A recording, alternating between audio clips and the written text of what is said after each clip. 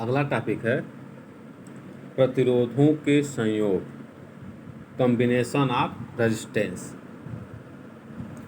पहला नंबर श्रेणी क्रम, इन सीरीज। तो चित्र में देखो 3 प्रतिरोध है R1, R2, R3। तीनों को बिंदु A व B के बीच में, A व D के बीच में श्रेणी क्रम में जोड़ा गया है। तो जो प्रतिरोध A है R1 है, R2, R3 जब श्रेणी क्रम में जोड़ देंगे तो A और B के बीच में एक सेल लगा दिए हैं जिससे धारा I प्रवाहित हो रही है। माना 3 प्रतिरोध R1, R2, R3 को बिंदु A व D के बीच श्रेणी क्रम में जोड़ा गया है। प्रतिरोधों R1, R2, R3 में समान धारा I तथा इनके सिरे पर विभवांतर क्रमशः V1, V2, V3 हैं। धारा तो समान हो गई है लेकिन विभवांतर का मान अलग अलग है। तो V इक्वल टू होता है IR। तो पहले प्रतिरोध R1 के लिए V1 equal to IR1, V2 equal to IR2, V3 equal to IR3। बिंदु A व D के बीच कुल विभवांतर V equal to V1 plus V2 plus V3, तीनों को जोड़ दिए तो V इक्वल टू, अब मान रखिए IR1 plus IR2 plus IR3। तो V इक्वल टू I को कॉमन ले लिए R1 plus R2 plus R3, समीकरण नंबर 1 हो गया। यदि A व D के बीच तुल्य प्रतिरोध R है तब V इक्वल टू हो जाएगा IR, समीकरण नंबर 2। अब समीकरण 1 और 2 की तुलना करने पर तो दोनों के लेफ्ट बराबर हैं, राइट भी बराबर होंगे। अब हो जाएगा IR equal to IR1 plus IR2 plus IR3। तो R equal to R1 plus R2 plus R3। यह प्रतिरोधों के संयोजन का फार्मूला हुआ श्रेणी क्रम के लिए। अब सेकेंड नंबर है समांतर क्रम। समांतर क्रम या पार्श्व क्रम, इन पैरेलल। इसमें भी 3 प्रतिरोध है R1, R2, R3। इन तीनों को बिंदु A और B के बीच समांतर क्रम में जोड़ा गया है। तो समांतर क्रम में जोड़ने के लिए तीनों प्रतिरोधों के पहले सिरे को बिंदु A से जोड़ देंगे और तीनों प्रतिरोधों के दूसरे सिरे को बिंदु B से जोड़ देंगे। अब A और B के बीच में एक बैटरी लगा दिए हैं जिसके धन सिरे से धारा I निकल रही है। अब मान लेंगे कि R1 में धारा I1 है, R2 में I2 है और R3 में I3 है। अब तीनों धारा को जब जोड़ेंगे तो वह I के बराबर होगा, वही चीज लिखा गया है।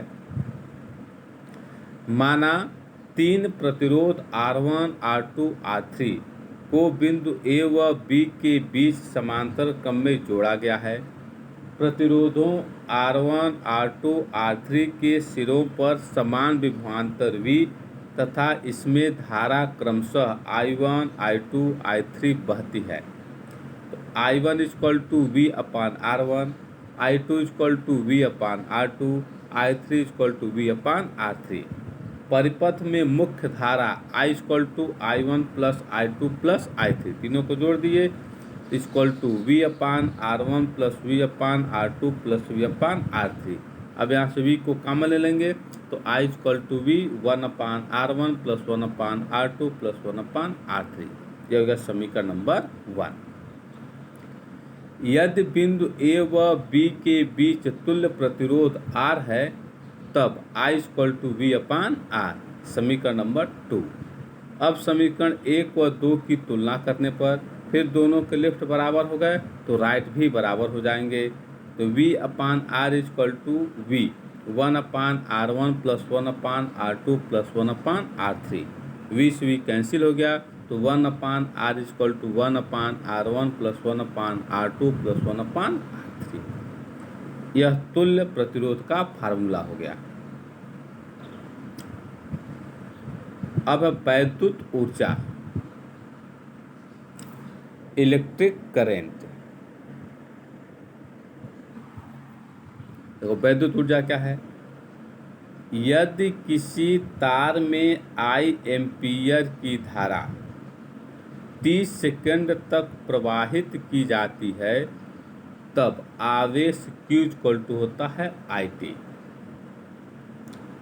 आवेश Q को V वोल्ट विभवांतर पर तार के एक सिरे से दूसरे सिरे तक ले जाने में किया गया कार्य अथवा ऊर्जा, जो कार्य होता है हमेशा ऊर्जा के बराबर होती है। तो कार्य अथवा ऊर्जा निकालो, W equal to V Q equal to VIT। Q का मान हो गया IT रख दिए। अब कार्य अथवा ऊर्जा का मात्रक क्या होता है? जूल रख दिए। यदि तार का प्रतिरोध R है, तब V इक्वल टू क्या होता है? IR। देखो साइड में लिखे हैं कोष्टक में, V इक्वल टू IR होता है। तो जहाँ उपरोक्त समीकरण में V है वहाँ पर क्या रख देंगे? IR। तो W equal to IR into IT। तो W equal to I square RT joule हो गया। फिर साइड में कोष्टक में लिखे हैं, चूँकि I equal to V upon R होता है, तो इस I के स्थान पर V अपान R रख देंगे। तो W equal to V upon R का होल स्क्वायर RT। तो W equal to V square T upon R joule हो गया। चूँकि 1 कैलोरी ऊष्मा 4.2 जूल कार्य अथवा ऊर्जा के तुल्य है, अतः उत्पन्न ऊष्मा H इक्वल टू W अपान 4.2। अब मतलब जूल को हम कैलोरी में चेंज कर रहे हैं। अब W का मान है VIT अपान 4.2, फिर W का मान है I स्क्वायर RT अपान 4.2, फिर W का मान है V square T upon R into 4.2 calorie. यह कन्वर्ट हो गया ऊष्मा में। अब वैद्युत शक्ति, यह सब हाई स्कूल में था। इलेक्ट्रिक पावर, किसी वैद्युत परिपथ में ऊर्जा के क्षय होने की दर को शक्ति अथवा सामर्थ्य कोष्टक में P कहते हैं। P इक्वल टू होता है W अपान T। मात्रकों का जूल प्रति सेकंड, इसी को क्या कहेंगे? वाट कहेंगे। अब 3 फार्मूला निकाले हैं P के W के। तो W इक्वल टू होता है VIT। तो इस W के स्थान पर VIT रख दीजिए। तो P equal to VIT upon T। अब T से T कैंसिल हो जाएगा, तो P इक्वल टू हो जाएगा VI, वाट हो गया। फिर कोष्टक में चूँकि V इक्वल टू होता है IR, तो P equal to IR into I। तो P equal to I square R, यह भी हो गया वाट में। फिर चूँकि I इक्वल टू होता है V अपान R, तो P equal to V upon R का होल स्क्वायर इंटू R। तो P equal to V square upon R, watt हो गया। अब अगला टॉपिक है किलोवाट घंटा अथवा यूनिट।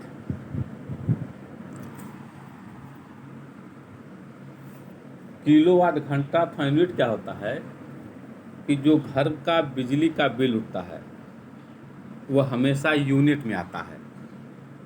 तो जो 1 यूनिट का मान होता है वह 1 किलोवाट घंटा के बराबर होता है। अब जो है घर के जितने परिपथ हैं, पंखा है, बल्ब है, फ्रिज है, सबको जोड़ दीजिए और मिला करके यदि सबकी शक्ति 1 किलो वाट कर हो, सबकी शक्ति कितनी हो? 1 किलो वाट हो। अब 1 किलो वाट शक्ति वाले सभी उपकरण को 1 घंटा चलाइए, करंट उसमें चलाइए, प्रवाहित कराइए। तो 1 घंटे में जितना बिजली का बिल खर्च होता है वह 1 यूनिट के बराबर होता है। परिभाषा देखो, 1 किलोवाट घंटा अथवा 1 यूनिट वैद्युत ऊर्जा की वह मात्रा है जो किसी परिपथ में 1 घंटे में क्षय होती है, जबकि परिपथ में 1 किलोवाट की वैद्युत शक्ति हो। मतलब 1 किलोवाट की जब वैद्युत शक्ति लगा दें और उसे 1 घंटे में जितना ऊर्जा खर्च कर देगा वह 1 यूनिट के बराबर होगा। तो 1 किलोवाट घंटा इक्वल टू 1 किलोवाट इंटू 1 घंटा equal to 1000 watt into 3600 second. तो 1 किलोवाट घंटा इक्वल टू 3.6 इंटू 10⁶ जूल। मतलब 1 किलोवाट घंटा का जो मान होता है वह 3.6 इंटू 10⁶ जूल ऊर्जा के बराबर होता है। तो ऐसे भी कह सकते हैं कि जब घर का सभी परिपथ मिल करके 3.6 इंटू 10⁶ जूल ऊर्जा खर्च कर देती है तो 1 किलोवाट घंटा के बराबर हो जाता है।